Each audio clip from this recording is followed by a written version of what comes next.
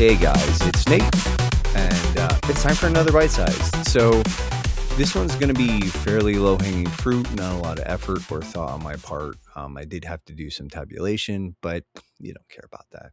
So it's time to discuss, the 2026 patron picks. And if you are watching video, you will see that I am in dire need of a haircut. Like, my hair is out of control. I haven't had a haircut in like 3 months.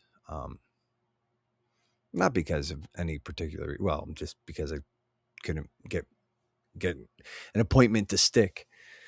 Anyways, so let's bring up some stuff here. You guys know this is the first year we've kind of introduced a new policy, and essentially the 6 games with the most votes. So patrons can make nominations and they vote on those nominations, and the 6 games with the most votes win. Like, those games will be locked in. Now this year we are sort of we like, our patrons did not vote for I would just assume that a lot of them would vote for their own topics, or they were allowed to also nominate topics, and the topics will probably get covered in addition to the and maybe next year we'll just sort of say hey, don't vote for topics, vote for games, and we'll anyways. But yeah, the topics, because that thins out the pool and all sorts of logistics stuff. But short version is, patrons have the opportunity to nominate games and or topics for us to discuss. This year, instead of trying to kind of keep up with everything, instead of trying to play every patron nomination, what we decided was we were actually just going to do voting. And so the 6 games that get the most votes will be locked in. Now, there is one exception, because we weren't 100% sure how we were going to do this, and we have a patron who he donates at a $10 a month level, and we had basically told him that his game was going to be a lock, and then we kind of we changed it up a little bit, but we decided to just it's going to be locked in anyway. So this year will be 7 games. Now, not all of these games will require full playthroughs. Some of this is revisiting old stuff. Some of this stuff might go back and want to do a replay.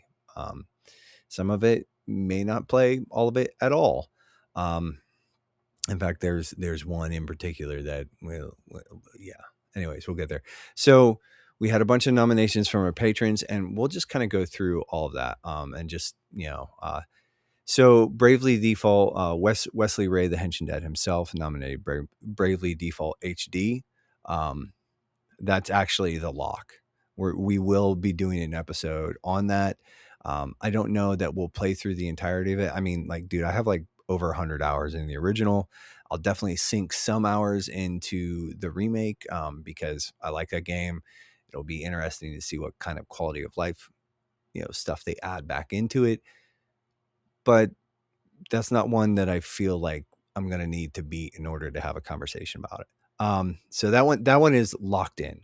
And so let's look at some of the others here. We got McKelvey, our patron McKelvey, actually nominated Lord of the Ring Gollum. And I'm going to tell you, I was actually was kind of rooting for this, but at the same time, low key not excited about this at all, because that game looks horrendous. But I do think it'll be kind of interesting to play a bad game. I've actually kind of been wanting to sort of incorporate maybe playing a bad game once a year and doing content on it. I actually have some stuff sort of squirreled away. Yeah, I have some stuff squirreled away that's specifically just bad game content. So yeah, that's kind of interesting. Our buddy Paul Lytle, the Techno Funk Boy himself.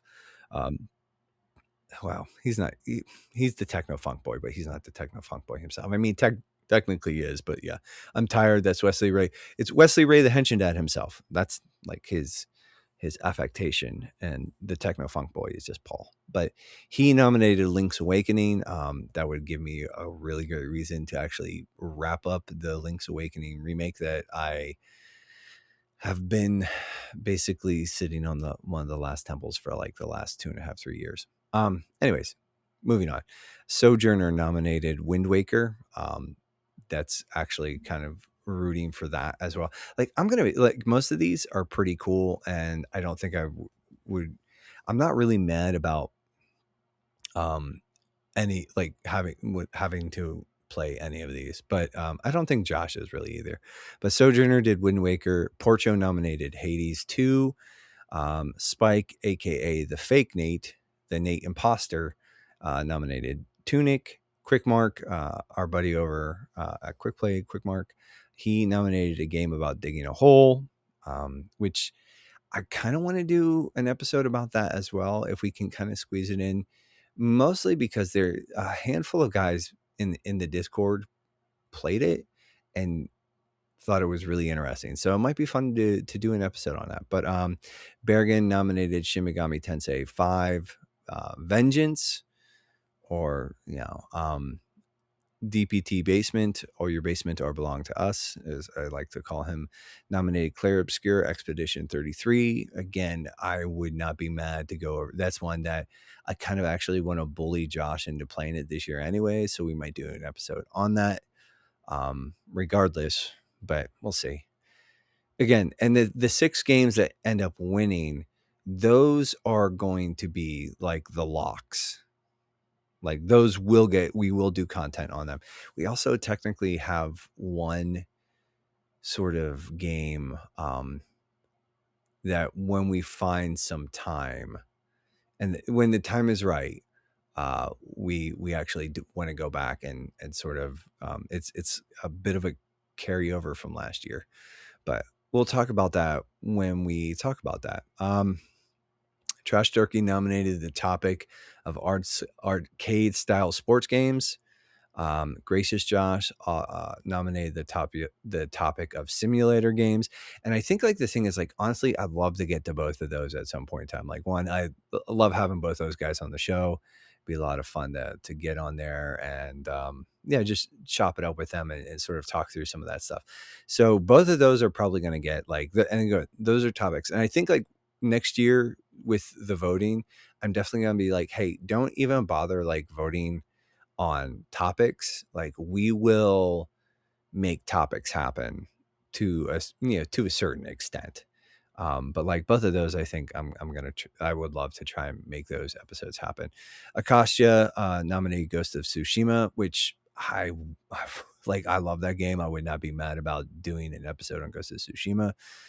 Big Chill, dude, this is actually probably low key one of my favorite. Like, don't get me wrong, Hades 2 is definitely like calling my name. But this Big Chill nominated Absalom. I'm not sure how to say it. I want to say like absolute. So Absalom. I'm just gonna say Absolem because that, like, grammatically, that's kind of how it would track to me. But Absolem, or Absalom. Yeah. Anyways, I picked that up last year anyways because it's a co-op roguelike brawler, and I like brawlers, I like co-op games, and I like roguelites. And so I was like, sick. So I'm kind of excited, and we'll do the tabulations here in a couple minutes. So Micah, Gear Solid, longtime friend of the show, part of the Brain Trust, actually nominated A Plague Tale: Innocence, and that's a game that I've also started a while ago, and it would probably behoove me to finish it. So like I'm saying, like, I'm looking at all of this stuff, and I'm like, all this is actually fairly compelling to me personally. Josh is like, I don't think there's a bad topic or game on this list. We would, given the time, we'd love to do all of that. And, it's not to say that stuff might not happen, or it might not happen this year, but it's not to say it will never happen at all, period. But, so let's kind of go through here and, hold on one second here. And the rule is just like, for people who you know, just to sort of like the patrons, we did separate it by like voting tiers. And so less than $5, because we don't have actual tier, but for less than $5, those patrons got one vote. Patrons who support us between the levels of $5 to $9 got two votes, and $10 and up gets three votes. And like I said, we have one $10 patron, and he actually he like we're gonna just lock in his game pretty much. So this year, next year, again, we might revisit some of this or tweak some of this. But Trash Turkey voted for simulator games. Dorian voted for Expedition 33 and Wind Waker. Bergen, he voted for his nomination of Shin Megami Tensei 5 Vengeance. Micah had a little bit of a tirade against like just the fact that Lord of the Ring Gollum was actually had a little bit of traction. So that's not a vote, but that comment is excellent. I did love that. Big Chill voted for Absalom and A Plague Tale: Innocence. And Mark Erickson voted for arcade style sports games and Tunic. Paul voted for Bravely Default and Tunic. Oh, wait, hold on. I think I missed that second one. Okay. I'm going to have to just no, because I actually counted all this stuff before. I'm going to have to okay, where were we? And then I probably forgot.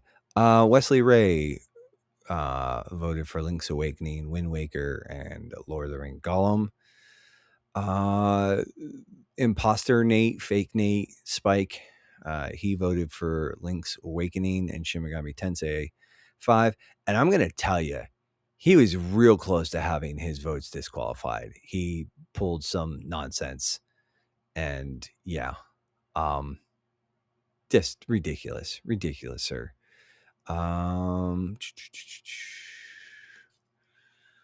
Yeah. I'm gonna have to double check my math here. Okay. So yeah, but McElvis voted for Hades 2. Micah voted for Absalom and Wind Waker. Ark voted for Link's Awakening. Akostya originally voted for Bravely Default and then changed his to Ghost of Tsushima, because I told everybody, I said, you can actually vote for your own game if you want. You don't have to vote for somebody else's. Sojourner, he's such an agent of chaos, and I low-key love it. But he's like Lord of the Ring Gollum, mainly because I want to see the AI image that's generated for the episode. That is so hateful. It does make me laugh, though.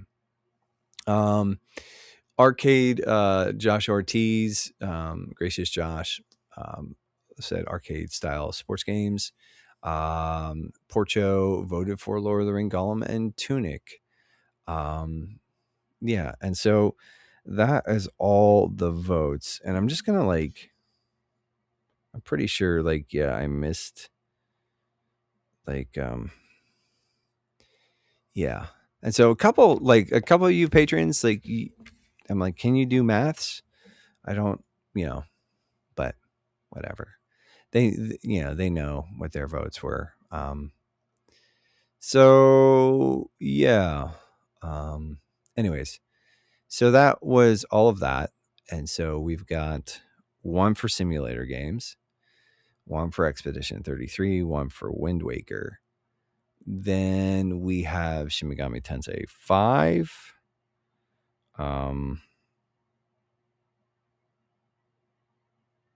With a vote. Okay. Then we have Absalom and Plague Tale: Innocence.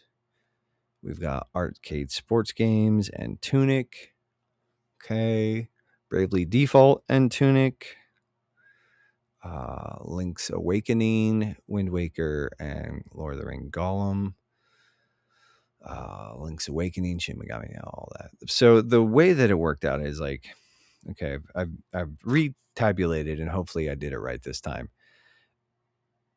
And it's most games got more than one vote. So again, like Bravely Default is locked in. We've already talked about this. So that we're just going to pick 6 other games. And next year it'll just be, we just want to commit to 6. But I think like some of the thing is like, we're going to be able to sort of like get away with some of this because we're not going to play through all of these all the way through. And you'll see. But Legend of Zelda Wind Waker was got 3 votes. So that's locked in. And that will be interesting. Like it'll be a nice chance for me to revisit some of that. Again, I don't know how much I'm probably going to play it on my Switch. Of course, I might drag out my Wii U and play the HD version. If I play the HD version, maybe I'll beat it. If I don't, I'm probably not going to. I'll just it's one of my favorite it's one of my favorite Legend of Zelda games, and I'm really kind of excited to play through, but I don't know that I need to beat it again, especially there's a part. But anyways, Absalom got 2. Plague Tale Innocence got 1. Arcade style sports games as a topic got 2 votes. And again, it kind of like, in hindsight, I think I'm just like, next year I'm going to say like, don't vote for topics. We're going to we'll cover them, unless it's absolutely insane.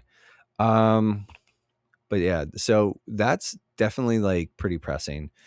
Tunic 3 got 3 votes. Bravely Default, again, that's the lock. Link's Awakening got 3 votes. Lord of the Ring Golem got 3 votes, and SMT5 got 2 votes. 5 Vengeance, technically.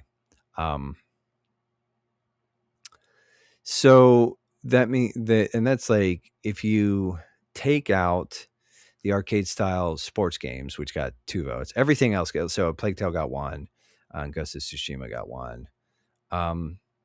So if you take out the topic, and like I said, we're planning on doing simulator games and arcade style sports games anyways.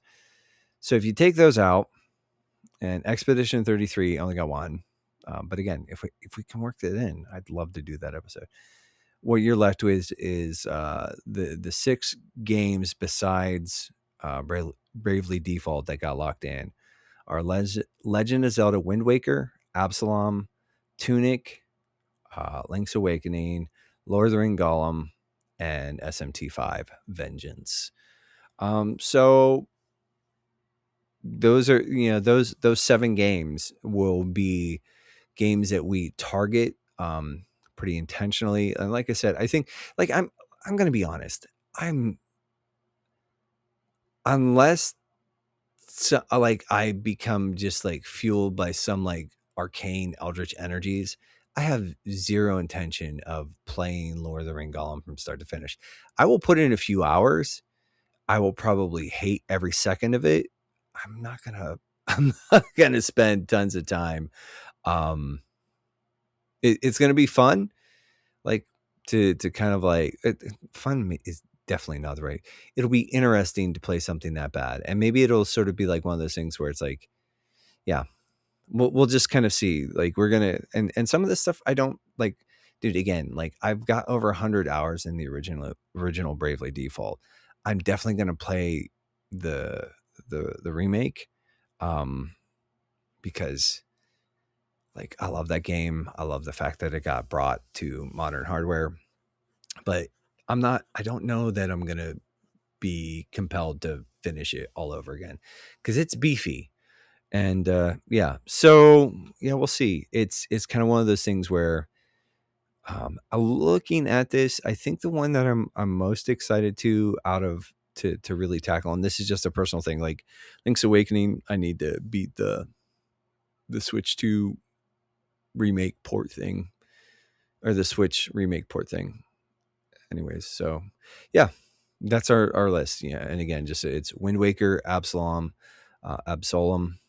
Tunic, Bravely Default, Link's Awakening, Lord of the Ring Golem, and SMT5 Vengeance. I think SMT5 Vengeance is probably going to be the biggest boy.